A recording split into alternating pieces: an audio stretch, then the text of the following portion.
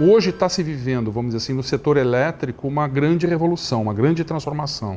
A gente está, vamos dizer assim, vendo no mundo inteiro um desenvolvimento tecnológico muito grande na forma de novos equipamentos, digitalização, inteligência artificial, ou seja, uma série de coisas que estão agregando muitas coisas diferentes ao setor elétrico e a forma como a gente, não só como a gente usa energia, mas também como a gente produz energia e transmite a energia através, né, das redes de transmissão e das empresas de distribuição e tudo mais. Tem pessoas que costumam comentar que essa revolução tecnológica ela é tão importante quanto o próprio desenvolvimento da indústria de eletricidade, que começou lá no início, né, dos anos 900, né, na época de 1900, com Thomas Edison e outras pessoas que desenvolveram os primeiros equipamentos elétricos, principalmente voltado para substituir tração animal, né? Então inventaram a iluminação, depois a parte de tração também através dos trens e coisas desse tipo. Então hoje a gente vive uma revolução muito grande nessa coisa de se levar, vamos dizer assim, outras formas de uso de energia para a sociedade como um todo. Quando a gente fala, né, da energia como vetor de desenvolvimento, ou seja, não posso ver uma fábrica, não posso ver nada que não opere sem consumir energia, do ponto de vista da sociedade também é a mesma coisa, ou seja, não se imagina a qualidade de vida sem, né, sem um consumo de energia, sem uma ideia de ter um consumo de energia mais sustentável. Essa revolução tecnológica ela permitiu, por exemplo, a questão das redes inteligentes, a vinda, por exemplo, de equipamentos para geração eólica, para geração solar, questão de baterias agora também, que a gente chama de storage, né, são coisas muito novas que estão acontecendo. Se permite hoje em dia que o próprio consumidor ele produza a sua própria energia na sua casa, através do uso de painéis solares, né, na sua casa ou na sua indústria, por exemplo. Então essa transformação ela tá deslocando, né, a posição do consumidor para uma posição central dentro da cadeia produtiva do setor elétrico. Até algum tempo atrás, o consumidor era uma figura secundária dentro desse processo. Era muito importante a gente falar de geração, muito importante falar de transmissão, de distribuição, e o consumidor vamos dizer assim, não tinha um papel ativo nessa discussão. Hoje não, hoje o consumidor ele tem um papel muito ativo porque, inclusive, como eu falei há pouco, ele pode gerar sua própria energia em muitos casos, né? Porque ninguém sobrevive hoje, ninguém consegue trabalhar e produzir sem, né, ter alguma forma de consumo de energia, então ele passa a ter um papel muito relevante, né, em todo o processo de produção, de prestação de serviço, ou de qualidade de vida que a gente possa imaginar. A energia, ela, até em função do que aconteceu nos últimos anos, em termos de aumento de preços, de custos, enfim, ela é muito importante. Então ter pensar numa forma de consumo racional é muito importante. Não só do ponto de vista econômico, né, para cada empresa, ou para cada pessoa, para cada consumidor, mas também do ponto de vista do planeta, vamos dizer assim, porque a produção de energia consome recursos naturais, sejam eles quais forem, né? Toda a produção de energia, ela de uma certa forma, ela produz impactos ambientais. Por mais limpa que seja a fonte, né, ela sempre vai produzir algum tipo de impacto. Então é muito importante, né, que as pessoas e as empresas estejam muito atentas a esse tipo de coisa.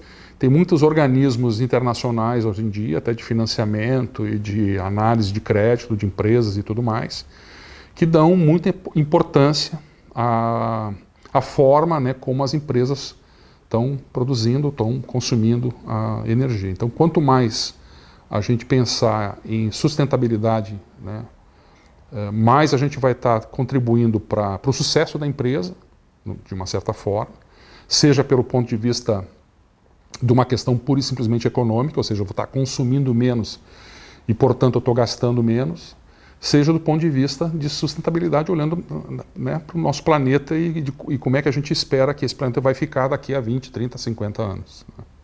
Quando se desenhou o modelo do setor elétrico brasileiro, na época de 98, 99, esse modelo que existe até hoje, ele foi pensado em criar, por exemplo, 4 grandes organismos, vamos dizer assim. A gente tem a geração de energia, a gente tem a transmissão, a gente tem a distribuição e a gente tem a comercialização. Isso são 4 entes que fazem parte e que constituem, né, o tipo de empresa, o tipo de negócio que a gente tem no setor elétrico. Então, obviamente, a geração é aquela usina que vai gerar energia através de alguma fonte.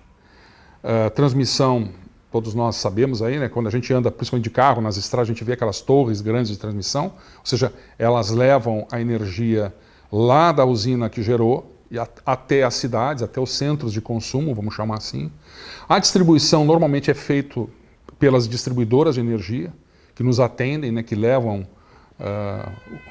toda a rede elétrica até as nossas casas.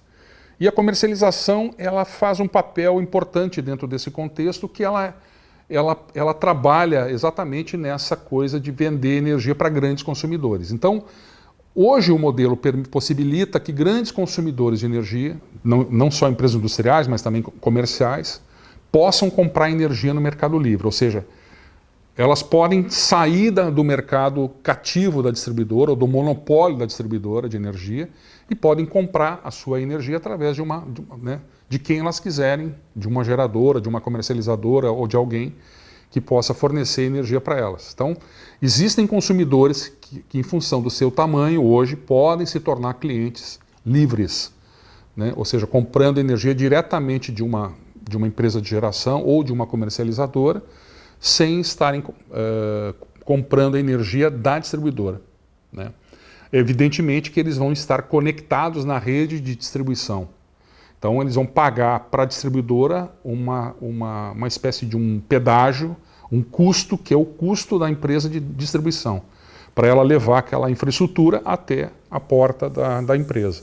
Mas a energia, né, a energia que passa pelos fios, aquilo que ela recebe, aquilo que ela consome, ela pode negociar e comprar de qualquer outra geradora, por exemplo, não necessariamente da distribuidora.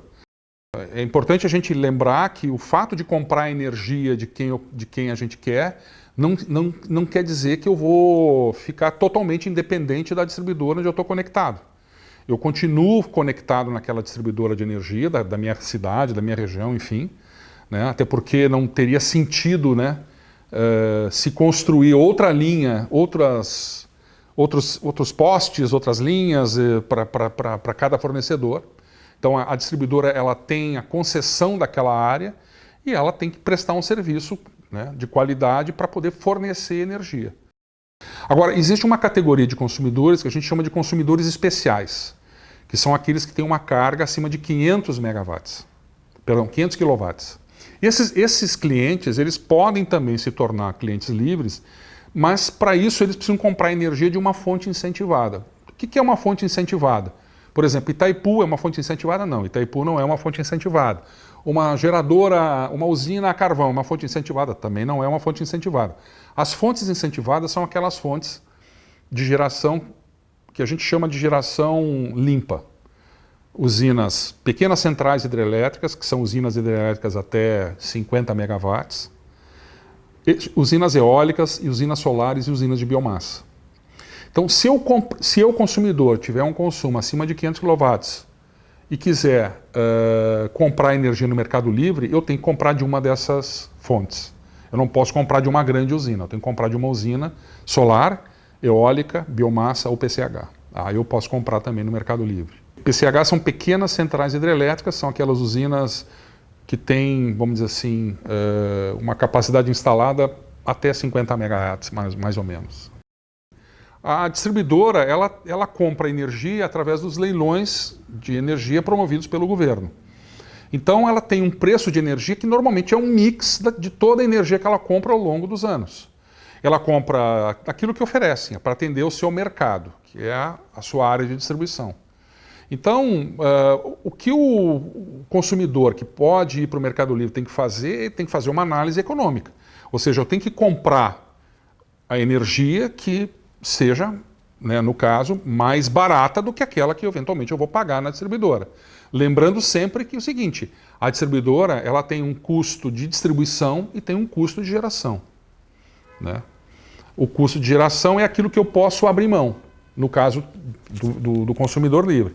Eu vou deixar de pagar para a distribuidora se eu me conectar, se eu fizer uma negociação de ir para o Mercado Livre, eu vou deixar de pagar para a distribuidora aquela parcela da conta que diz respeito à geração.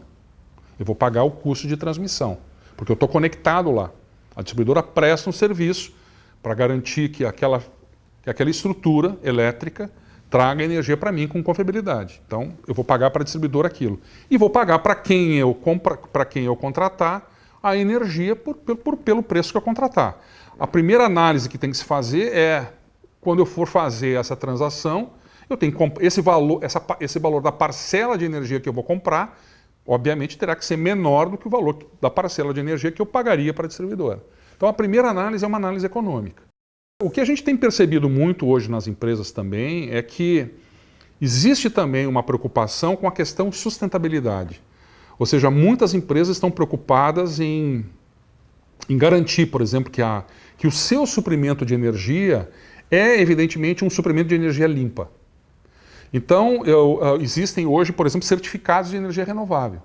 Eu vou comprar, eu sou um consumidor, eu quero comprar energia de uma daquelas fontes que eu chamei de fontes limpas há pouco, que é a PCH, eólica, solar e biomassa, e eu quero, vamos dizer assim, fazer uma compra que me garanta que eu possa ter, inclusive, um certificado, ou seja, um atestado de que a energia que eu estou comprando ela é renovável.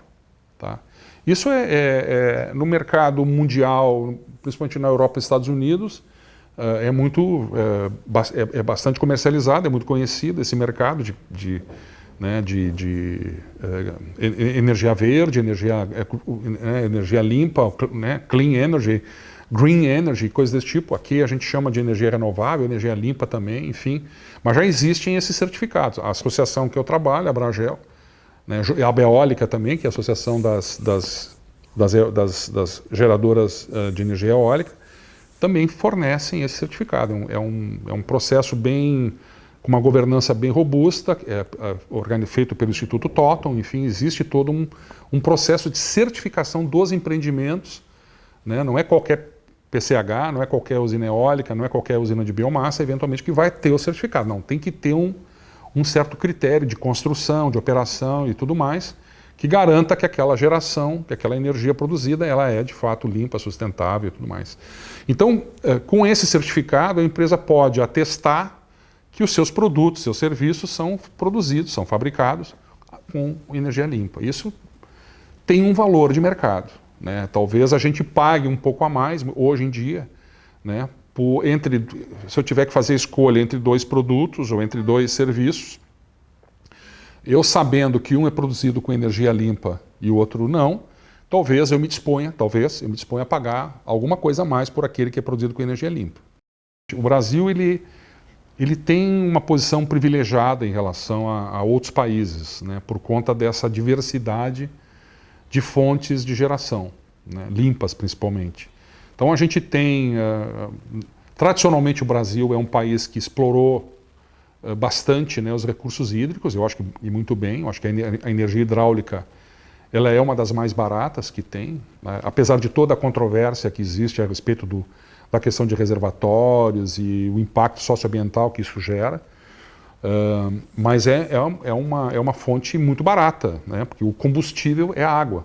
Então, e aí quando a gente fala de questões hídricas, de uso da água, uso racional da água, é importante a gente entender que, vamos dizer assim, a gente avaliar até que ponto não é interessante, fazendo isso, obviamente, dentro de um processo de licenciamento ambiental, consciente, sustentável e tudo mais, até que ponto não vale a pena, de fato, a gente explorar melhor esses recursos hídricos, não só para geração de energia, mas também para, vamos dizer assim, armazenar água potável, água doce, esse tipo de coisa. E aí, ao longo dos anos, vamos dizer assim, com o desenvolvimento de tecnologias novas e uma série de coisas, surgiu a energia eólica com muita força, né? O Brasil tem uma característica de ventos muito bons, né? Principalmente no Nordeste e alguma coisa aqui no nosso estado também. Então a energia eólica no Brasil ela tem essa tendência de estar mais concentrada no Nordeste e no sul do país, aqui no Rio Grande do Sul, por exemplo, principalmente na metade sul e na parte do litoral, por conta dessa característica de ventos assim bastante bons, né? E a parte de solar é indiscutível, né? A gente tem também aí centro-oeste e região nordeste muito favorecida para a região para a exploração de energia solar. Claro, todo o país, imagina, se a Alemanha, a Inglaterra né, apostaram muito em fonte solar, e a gente sabe que eles têm uma incidência solar bastante menor que o Brasil, então imagina o Brasil, né, o potencial que tem de explorar, vamos dizer assim, energia solar no futuro, é uma coisa impressionante. E ainda, tanto na parte de biomassa quanto na parte de PCH, a gente tem muito potencial também. Principalmente eu vejo assim na parte das pequenas centrais. Normalmente, vamos dizer assim, a gente está acostumado a imaginar, quando se fala de energia limpa, as pessoas pensam direto assim, não, energia eólica e solar. A primeira coisa que vem à cabeça das pessoas é isso. Mas na realidade não é só isso. PCH é energia muito limpa, a biomassa é uma energia muito limpa também.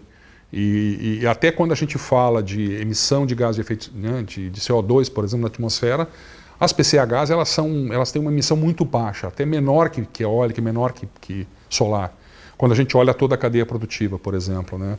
Ou seja, a fabricação do painel solar não é só a produção da energia, mas é o painel solar, é a produção dos equipamentos e uma série de coisas. E as pequenas centrais, elas têm uma vantagem em relação às outras, que ela também tem capacidade, apesar de ter reservatórios muito pequenos, ou seja, eu não tenho a questão do impacto socioambiental. Ambiental todas têm problema, problema que eu quero dizer é o seguinte, tudo tem impacto, o importante é como a gente mitiga esse impacto, né? Porque seja solar, seja eólica, seja PCH, seja biomassa, todas elas de alguma maneira interferem na natureza, né? Seja da forma que for, e a gente tem que mitigar esse tipo de coisa. As PCHs, por exemplo, elas interferem, vamos dizer assim, nas bacias dos rios, obviamente, né, por conta mas com reservatórios muito pequenos, muitas vezes a fio d'água, ou seja, não tem aquela coisa das barragens muito grandes, né, e elas geram todo um trabalho de produção de áreas de preservação permanente, ou seja, se faz um investimento muito grande na preservação ambiental, cada empreendimento desses que é construído. A gente tem um potencial bastante expressivo no Brasil, tem uma vantagem em relação aos demais porque ele está distribuído no país inteiro. Isso permite com que os empreendimentos estejam muito próximos, né, dos centros de carga, ou seja, das cidades onde a energia é necessária. E isso tem um aspecto importante, que é o fato de que eu não preciso construir linhas de transmissão, porque eles já estão próximos do centro de carga, já usam as linhas de transmissão existentes. Então, vamos dizer assim, eles aliviam, né, do ponto de vista de investimento e uma série de coisas, o sistema elétrico brasileiro. Ao contrário um pouco das eólicas, que estão muito concentradas hoje no Nordeste e no centro e no sul do país, mas principalmente no Nordeste.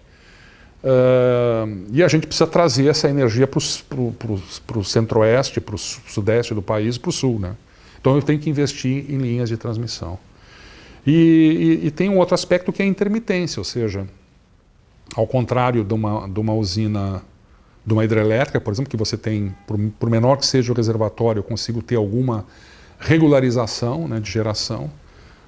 Tanto na solar quanto na eólica eu tenho a intermitência, ou seja, dependendo o vento, né, ele oscila de vez em quando, né, não é toda hora que venta, então eu tenho alternância de geração, e isso, vamos dizer assim, é ruim? Não, vamos dizer assim, é característica da fonte. Eu preciso ter mecanismos que mitiguem essas oscilações para o bem-estar, vamos dizer assim, para a segurança do sistema. A própria solar, né, ou seja, ela é boa durante o dia, mas à noite não existe. Então, como é que eu compenso, né? O que eu faço para compensar esse pedaço, né? Essa parte do dia que eu não tenho geração? Então, eu tenho que ter uma outra fonte, eu tenho que ter alguma coisa que compense, que trabalhe junto nesses horários e tudo mais, para poder garantir, né, para o sistema como um todo, para o país como um todo, uma geração, vamos dizer assim, perene, abundante, sustentável e segura, fundamentalmente, né? A pior coisa que pode acontecer é a gente imaginar que tem energia e não tem. A gente querer carregar o celular e botar né, na tomada e não tem energia. Esse custo da falta de energia ele é muito grande, então é importante. Então, vamos dizer assim, essa riqueza de fontes que o Brasil tem é muito importante. Eu acho que o segredo que a gente precisa trabalhar como país, como sociedade, né, olhando para o futuro, e é interessante, né, esse é um setor onde as decisões que a gente toma hoje, elas vão se refletir nos próximos 30, 40 anos, porque são investimentos de longuíssimo prazo. Então não é uma coisa assim que eu tomo uma decisão agora e amanhã eu me arrependo e volto. Não, aquilo que a gente decide hoje, ele vai ter impacto nos próximos 30, 40 anos, porque são projetos que vão durar 30 anos, 40 anos. Os contratos de compra e venda de energia no mercado cativo, por exemplo, aqueles leilões, eles são, dependendo da fonte, por exemplo, uma PCH ou usina hidrelétrica são 30 anos. Uma usina eólica são 25 anos, 20 anos, a solar é 15 a 20 anos. Então, são decisões de longo prazo e que precisam ser bem pensadas, né?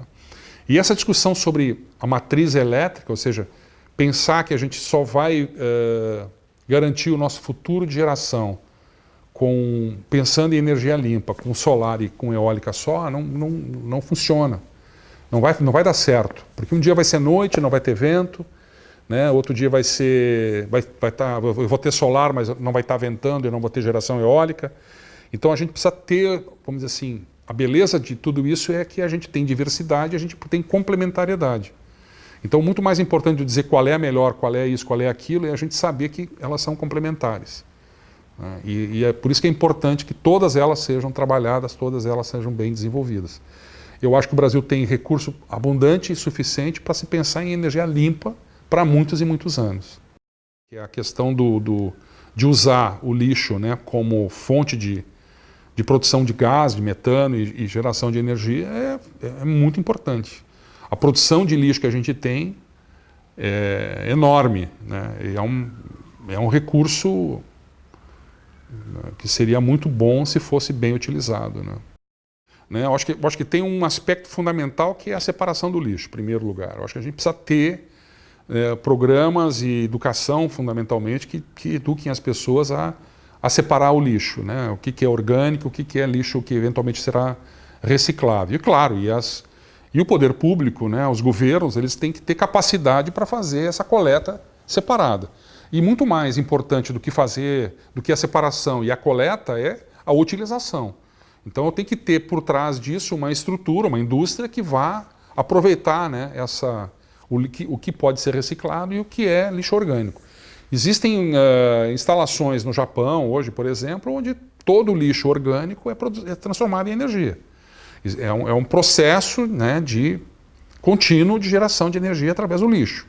Eu acho que grandes cidades, como por exemplo São Paulo, Rio de Janeiro, Belo Horizonte, Porto Alegre, grandes metrópoles, Caxias do Sul, por exemplo, já poderiam ter, né, vamos dizer assim, dimensão e escala, vamos dizer assim, econômica para fazer esse tipo de coisa. Em termos assim de pessoas que têm fazendas eu acho que isso já é bem mais divulgado, bem mais difundido, eu percebo assim, né? Seja através da produção de gás, né, e energia através de dejetos animais, por exemplo, né, seja através também da questão da biomassa. A indústria da cana-de-açúcar, por exemplo, em São Paulo, ela gera muita palha, né, da cana, e isso é um insumo importante para a geração de energia. É muito utilizado em São Paulo. E eu acho que poderia ser mais bem explorado, não tenha dúvida. Então eu vejo assim, eu acho que essa área do agronegócio já talvez esteja bem mais avançada do que a área, por exemplo, das grandes cidades. E no caso dos consumidores residenciais, se a gente souber de fato qual é né, o nosso perfil de consumo, se a gente tiver isso bem claro e bem definido, a gente também pode optar pela tarifa branca. Tá? E aí a gente faz uma solicitação na concessionária, a concessionária tem que trocar o medidor da nossa casa, e a gente pode, vamos dizer assim, pagar, a gente vai pagar, vamos dizer assim, a energia através do sistema de tarifa branca que leva em consideração o meu consumo de energia fora desses horários de ponta. Qual é a grande vantagem? A grande vantagem é que se a gente de fato consumir menos no horário de ponta e mais no horário fora da ponta, a nossa conta de energia pode baixar substancialmente. O risco é a gente não ter disciplina e continuar consumindo também no horário de ponta. Aí a nossa conta vai ficar mais cara. Então, tendo disciplina e tendo um bom planejamento, né, a tarifa branca ela é uma boa opção também para o consumidor residencial. E ela está disponível para todo mundo. Basta ver, vamos dizer assim, o projeto, né, de Belo Monte, o projeto original como era e o projeto final como ficou. Então, para poder viabilizar uma usina como Belo Monte, o projeto foi muito transformado, foi muito modificado. Belo Monte é uma usina que tem uma capacidade de quase 12 mil megawatts de capacidade instalada, mas que, por conta do regime de chuvas e de cheias, né, do rio, onde ela está colocada, da bacia onde ela está, e por ser uma usina de fio d'água, não tem um reservatório muito grande, ela tem uma capacidade de geração na época de seca de 400 megawatts. Então ela tem uma geração média pequena, perto, por exemplo,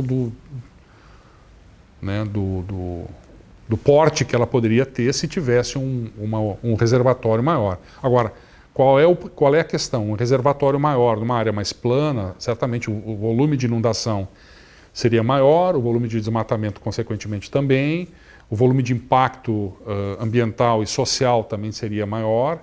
A questão do impacto social muito tem a ver com a questão da remoção de comunidades, enfim, de pessoas que moram ali há muitos anos enfim, levar para outros lugares, e todo o processo traumático, né, que acaba se refletindo, né, a consequência desse tipo de coisa. Então, hoje em dia, vamos dizer assim, a gente tem que fazer uma reflexão muito grande a respeito disso, como país, né, porque a gente está abrindo mão dessas reservas, dessa possibilidade de gerar energia a um custo barato, que é a água, um combustível de graça, vamos dizer assim, né, que não se paga por ele, e em detrimento, vamos dizer, desse aspecto. Então a gente tem que fazer um trade-off aí. Ok, eu não vou ter grandes usinas hidrelétricas por conta desses impactos, que a gente entende que são importantes. Mas em contrapartida eu vou precisar ter outras fontes que possam me garantir, né, abundância de energia, regularidade, perenidade, segurança, né, tudo mais. E a gente sabe que só de eólica e solar a gente não consegue ter isso, por causa da intermitência delas.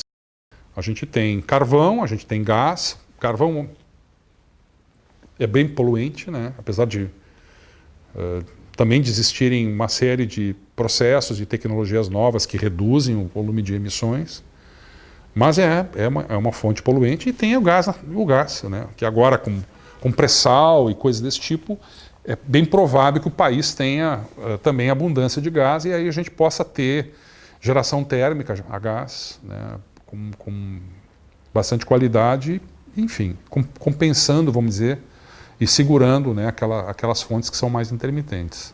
O gás é poluente, ele precisa queimar o gás, né, para poder produzir. Então ele é, vamos dizer assim, quando a gente fala de emissão de gás de efeito estufa, de CO2 na atmosfera, ele é bem menor do que o carvão, mas ele é bem maior do que, por exemplo, uma hidrelétrica pequena. Eu acho que tem um pouco de preconceito em relação à hidrelétrica como um todo. Existe uma dificuldade muito grande para licenciamento, né, ambiental. Como as pequenas centrais, elas estão em rios normalmente estaduais, porque são pequenas, então elas não são licenciadas em âmbito federal, elas são licenciadas em âmbito estadual. E aí cada estado tem um rito, cada estado tem um procedimento, né? E é difícil, é muito difícil. O ciclo de desenvolvimento de uma usina hidrelétrica pequena, ele chega a mais ou menos 10 anos. É muito caro fazer. Então o empreendedor que está disposto a investir para construir uma pequena central hidrelétrica, ele Desde o momento que ele vai pesquisar, né, um curso de água para ver o aproveitamento que eventualmente possa ter, né, vai fazer um estudo de inventário, que a gente chama, para ver a partição de quedas daquele curso, para ver que tipo de aproveitamento, que tipo de usina pode ser feita ali, qual é a potência, esse tipo de coisa. Aí esse projeto, esse estudo de inventário vai para a ANEEL, que é a Agência Nacional. A ANEEL aprova.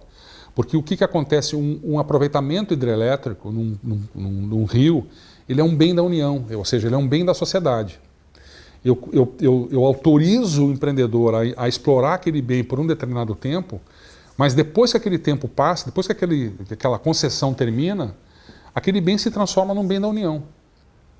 Por quê? Porque ele está utilizando uma parte de um rio, uma queda d'água, alguma coisa assim, que é um bem de todo mundo, não é só de um particular, ele é de todos nós. Então ele é uma concessão do Estado. Ao contrário, por exemplo, de uma usina solar ou de eólica, onde a pessoa ela tem um investimento de mais curto prazo, ou seja, eu faço uma exploração por um período de 2 anos, faço medições de vento, eu não preciso comprar as terras, eu arrendo, né? E aí eu faço a instalação. Aí aquele projeto dura 20 anos, terminou o projeto, acabou. Eu desmonto lá, retiro as placas e pronto. Se eu quiser fazer outra coisa, eu tenho que fazer outro projeto. Ao passo que uma usina, não. A usina dura 80, 100 anos. Então, depois que ela teve aquele período de concessão que foi explorado por um empreendedor particular, vamos dizer assim, que foi concedido a um empreendedor ou uma empresa privada, ele retorna para a União e fica da sociedade. Ele continua gerando energia, né, e sendo produzido, pertencendo, vamos dizer assim, ao Estado, né? Essa é um pouco da diferença. O grande desafio de quem trabalha de quem empreende com pequenas centrais é ter, primeiro, contratação nos leilões, ou seja, aí sim talvez o governo tenha um papel importante de sinalizar para esse mercado, para esse segmento, uma contratação melhor, maior, para que ele possa, vamos dizer assim, viabilizar economicamente o seu projeto, né? Porque sem a sinalização da contratação, a opção que resta para o empreendedor é construir a usina e destinar a usina para vender energia no mercado livre. Qual a grande diferença? Qual é o grande problema? O problema é que hoje o mercado livre não trabalha com contratos de longo prazo. Hoje quem contrata energia no mercado livre, contrata por 2 anos, por 3 anos, por 5 anos. E aí eu não consigo, né, com esse contrato de 3, 4 anos, financiar a usina. Eu preciso ter um financiamento de longo prazo. Normalmente o BNDES vai conceder um financiamento de longo prazo para o empreendedor poder, né, construir e pagar o seu empréstimo. E para isso o banco exige um contrato de compra e venda de energia de longo prazo, de pelo menos 10, 12 anos. Então, para o empreendedor que quer construir uma usina, ele precisa vender essa energia num leilão promovido pelo governo, onde aí o governo contrata energia por 30 anos, 35 anos. No caso das PCHs. No caso da eólica, ele vai contratar por 20 anos. Então, com esse contrato de 30 anos, eu vou no banco, e o banco não, você tem um recebível super bom, né? Eu vou te dar o dinheiro para você construir, e aí eu consigo financiar o empreendimento. Essa é a grande questão. Então, a grande discussão que a gente tem hoje nesse segmento é facilitar o processo, ou seja, desmistificar um pouco essa questão, né, do licenciamento ambiental. E nós, por exemplo, a gente também é extremamente ambientalista. Nós também queremos, né, seguir as regras e respeitar, vamos dizer assim, todos os processos de licenciamento. O que a gente quer é que isso seja um pouco mais ágil. Porque a gente percebe hoje em dia que tem processos que demoram 7, 8, 10 anos. E isso inviabiliza qualquer projeto. Toda a cadeia produtiva da parte de hidrelétrica no país, pequenas centrais e grandes centrais, ela é 100% nacional. Ou seja, não se importa nenhum parafuso, ao contrário de outras fontes, onde a gente tem uma parcela importante de equipamentos que são importados. Então, quando a gente fala de geração de emprego, geração de riqueza, a gente está falando de geração de riqueza e de emprego 100% dentro do país. E eu acho que isso é importante, isso é um atributo que a gente também tem que valorizar, né, no caso das PCHs. Eu acho que a grande vantagem que o processo de privatização trouxe é principalmente a capacidade de investimento, né? E isso se traduz, vamos dizer assim, de certa forma, na melhoria da qualidade do serviço. Então, vamos dizer assim, eu acho que esse é o grande apelo, vamos dizer assim, que eu vejo da privatização. Não vejo necessidade do Estado ter que administrar uma empresa que distribui energia elétrica ou que gera energia elétrica. Não vejo nada assim do ponto de vista estratégico, essencial, que tem que ser feito pelo Estado. Eu acho que o Estado, na minha opinião, tem que cuidar de outras coisas, né? Mas, por exemplo, produzir, gerar e transmitir, distribuir energia, isso pode ser perfeitamente, né, bem feito por uma empresa privada.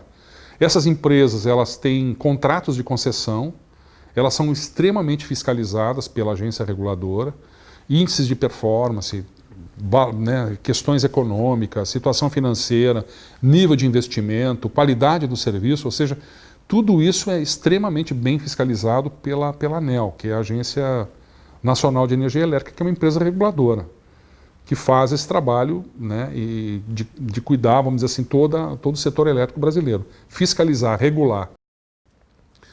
A parcela, vamos dizer assim, de impostos e tributos, ela representa quase 50% da tarifa. Então isso é um valor bastante significativo, né? E eu acho que aí acho que a gente tem grandes desafios, né, no futuro para olhar, vamos dizer assim, para o nosso mercado e ver como é que a gente pode trabalhar para reduzir o custo, né, de energia, olhando também por essa questão da carga tributária, pela questão dos encargos que a gente paga, e buscando, evidentemente, cada vez mais eficiência, né, em todos os processos, na geração, na transmissão, na distribuição. Quando a gente fala do mercado livre, normalmente a gente pensa no mercado livre como sendo um mercado que ele é acessado por empresas, por grandes empresas, grandes corporações, ou enfim, coisas desse tipo.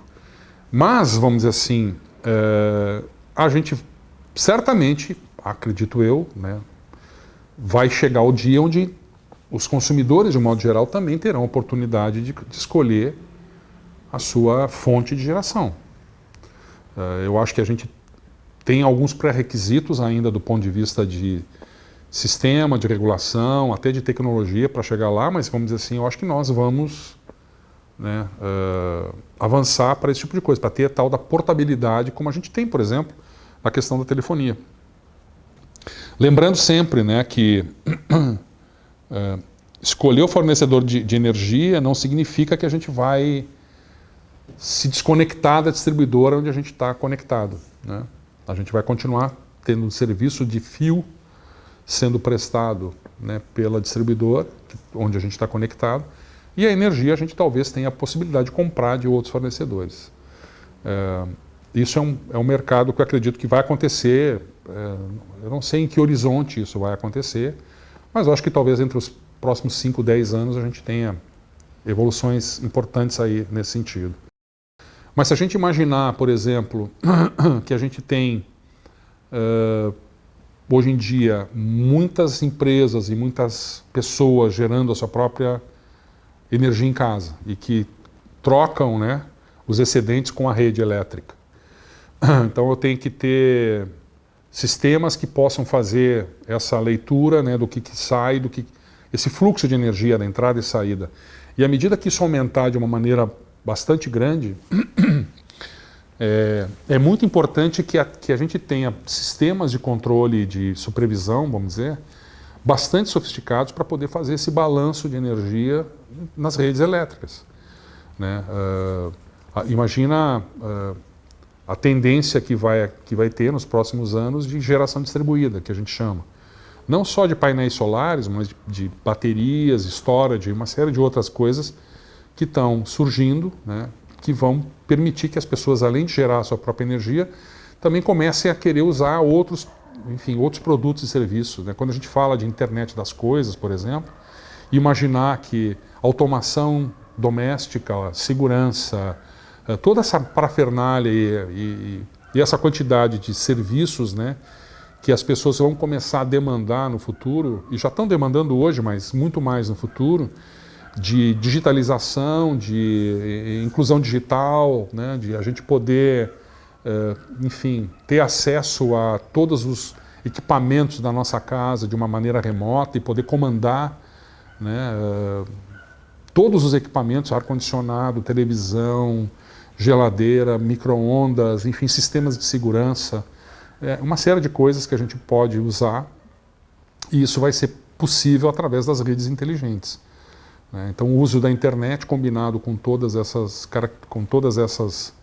questões associadas, né, à digitalização vai permitir que a gente possa ter uma interação bastante grande. Vamos dizer assim, controlar o consumo da nossa casa, controlar, né, todos os nossos dispositivos e ver qual é a melhor maneira da gente consumir energia, enfim, tudo isso. E pensando também na questão da própria mobilidade elétrica, né, imaginando uma indústria, né, de veículos elétricos, de carro elétrico que vai se desenvolver, acredito eu, cada vez mais, e vai demandar não só mais geração de energia, mas vai mudar toda a lógica, né, de consumo que a gente tem hoje, né? Imagina uma indústria onde você tenha a possibilidade de ter carros elétricos, carros híbridos e uma série de coisas, como é que isso tudo vai funcionar. Então, vamos dizer assim, o que vai facilitar, o que vai permitir todo esse avanço é, de fato, né, a gente investir pesado, maciçamente em tecnologia para que os sistemas elétricos, vamos dizer assim, eles sejam robustos, né, para garantir não só qualidade de suprimento, mas principalmente segurança, né, confiabilidade. Eu acho que essa vai ser a palavra-chave. Quando a gente fala de segurança e confiabilidade, é aquela questão que está diretamente ligada à nossa tolerância à falta de luz. Quanto tempo, hoje em dia, a gente tolera ficar sem luz na nossa casa? Né? Antigamente, eu posso falar antigamente porque eu tenho 60 anos, então, né, eu lembro de coisas assim de 50 e poucos anos atrás, que faltar luz era uma coisa comum e a gente se acostumava com isso, era até uma diversão, assim. Todo mundo tinha estoque de vela em casa porque sabia que uma hora ia faltar luz. Quantas pessoas, de fato, hoje têm vela em casa? Né? E com a expectativa de que vai ter que acender uma vela porque falta luz. É muito pouco. Então, nossa paciência, vamos dizer assim, a nossa tolerância à falta de energia, ela é muito pequena. Então, cada vez mais as empresas vão ter que investir em confiabilidade, né, porque, vamos dizer assim, o consumidor não vai se contentar com uma qualidade ruim na prestação de serviço. Né? Então, isso abre uma porta muito interessante, assim, inclusive para as empresas, né, do ponto de vista de produtos diferentes, serviços diferentes que ela vai poder oferecer, né, para os seus consumidores, imaginando que ela tem essa possibilidade de estar conectada, né, com, sei lá, com a tua casa. E através do teu celular, do teu iPad, né, tu vai poder interagir com tudo isso e sabendo, vamos dizer assim, através de um sistema de medição eletrônica, conectado na rede, interligado com N pessoas, né, como é que será esse processo de digitalização, né, e transformação digital que esse setor tá vivenciando. Então, eu acho que isso vai se refletir em melhores serviços, mais qualidade de vida, mais desenvolvimento e uma série de coisas, assim. Acho que vai ser uma grande transformação importante aí que a gente vai vivenciar. E já estamos vivenciando, né? Tem muitos organismos internacionais hoje em dia, até de financiamento e de análise de crédito de empresas e tudo mais, que dão muita importância à forma, né, como as empresas estão produzindo, estão consumindo a energia. Então, quanto mais a gente pensar em sustentabilidade, né, mais a gente vai estar contribuindo para o sucesso da empresa, de uma certa forma, seja pelo ponto de vista de uma questão pura e simplesmente econômica, ou seja, eu vou estar consumindo menos e, portanto, eu estou gastando menos, seja do ponto de vista de sustentabilidade, olhando, né, para o nosso planeta e como é que a gente espera que esse planeta vai ficar daqui a 20, 30, 50 anos. Né?